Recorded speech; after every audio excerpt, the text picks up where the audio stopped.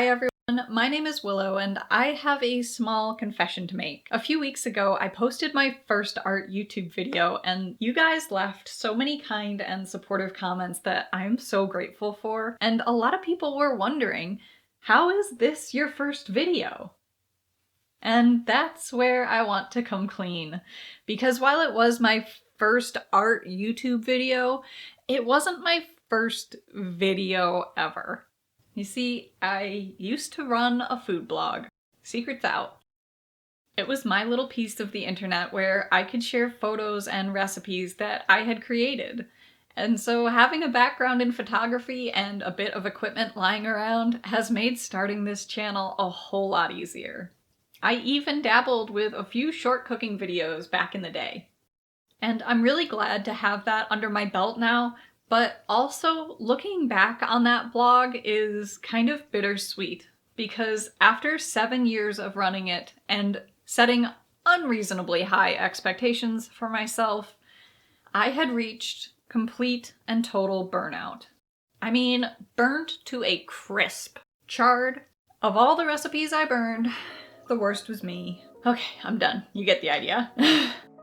And while I don't want to go into the nitty-gritty details of running a food blog, I do think it's important to talk about the feeling of burnout and what I think led to it and what I'm doing differently now because of it. Which brings us to this milkshake. Let me explain. The milkshake I'm painting is from a photo that I took for the blog. I remember the day I took this photo like it was yesterday.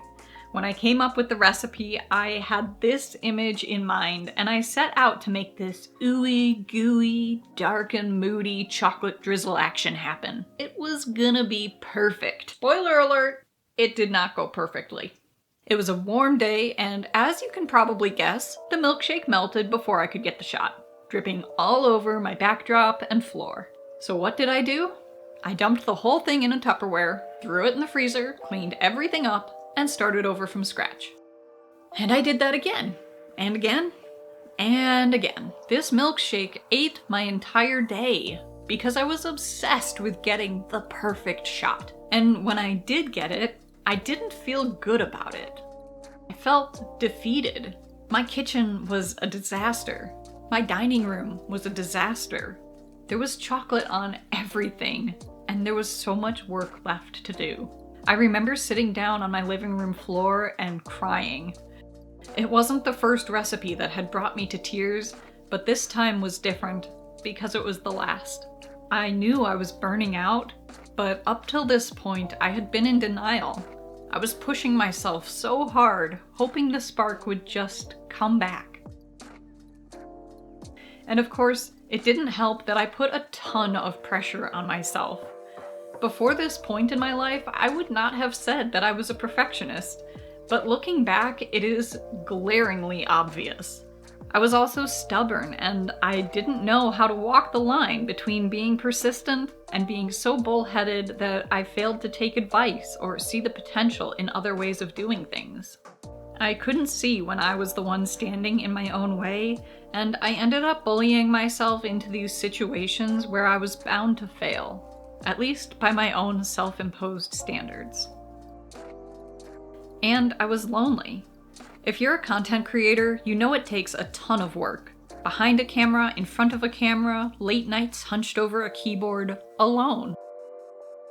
I wanted my recipes to bring people together, and I think in some ways they did. But most of the time, I felt completely separate from the community I wanted to be a part of. Even as an introvert, I was spending too much time in my own head. So shortly after this milkshake recipe, I decided to give myself a break, a 1 or 2 month hiatus, and I would come back to it when I was ready. But that break turned into 3 months, then 4, and eventually I had to come to terms with the fact that I didn't want to go back at all. And maybe, even if I dared to admit it, I had lost my passion for food and cooking entirely.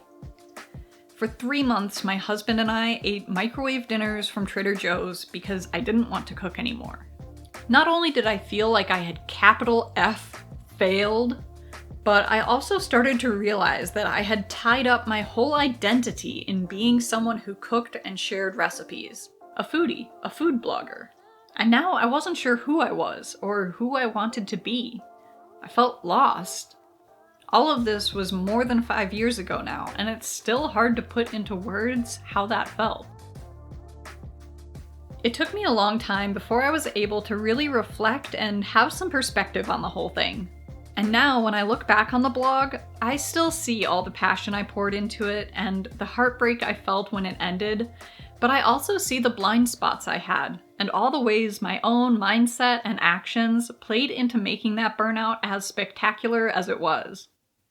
I don't want this to sound like I'm being really negative about myself, but it is important that I take responsibility for the things that I didn't do so well. Not to beat myself up over it or anything, but actually the opposite, so that I can forgive myself and let go of those mistakes. And also to examine myself and go, okay, how can I do things differently? My mom once said, "Whatever you get, you will have gained."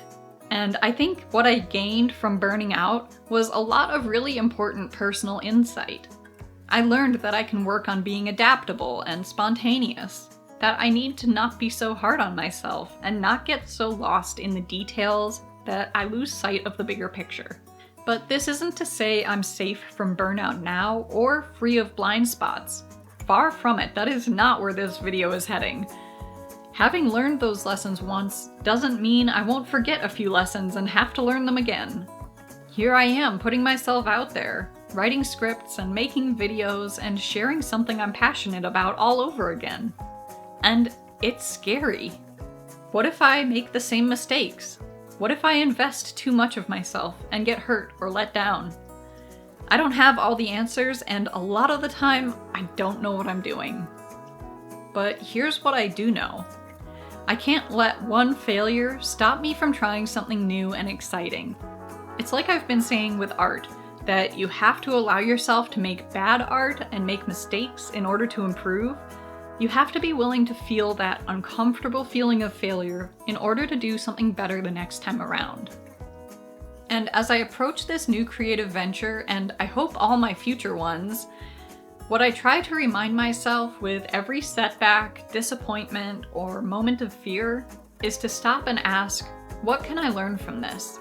What is this feeling trying to tell me?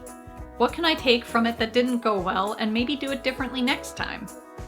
And to constantly try to not be so hard on myself.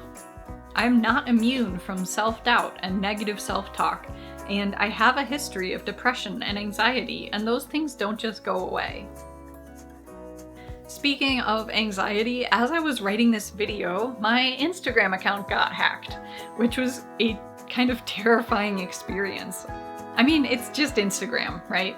But it reminded me how tenuous everything is in this digital age, and like, thank goodness they didn't get into my email or something much worse. I'm still trying to get my account back, by the way, so if you have any tips for recovering an Instagram account, let me know. So that really shook me and kind of peeled back a whole nother layer of insecurity around this whole social media thing and putting myself out there. I've been feeling so small. Watch the clock ticking off the wall. But tonight I'm letting it go. Spend my coin for sure. I'm gonna be myself, or I could be someone else. No one's stopping me now.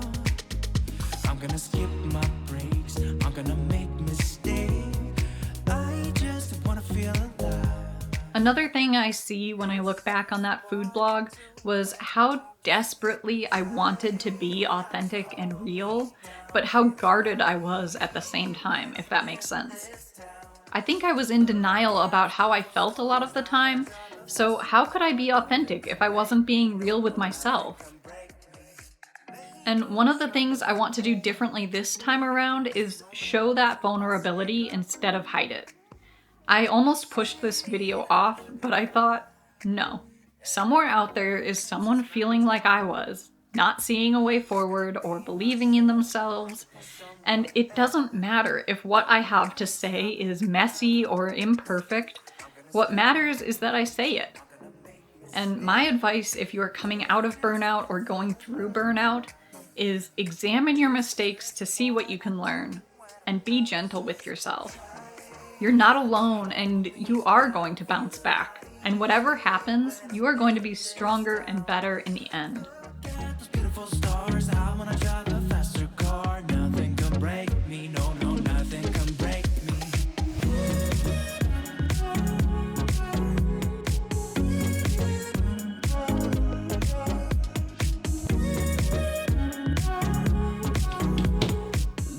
So please let me know if this video has resonated with you, and if you've been through burnout or are going through burnout, definitely drop a comment below letting me know what your experience has been. Thank you so much for watching and sticking with me till the end, and I will see you all in the next video. Bye! And if you're curious about the art behind me or the rest of my studio, click right here to see last week's studio tour. You know you want to click it. You want to click it. There's a box here.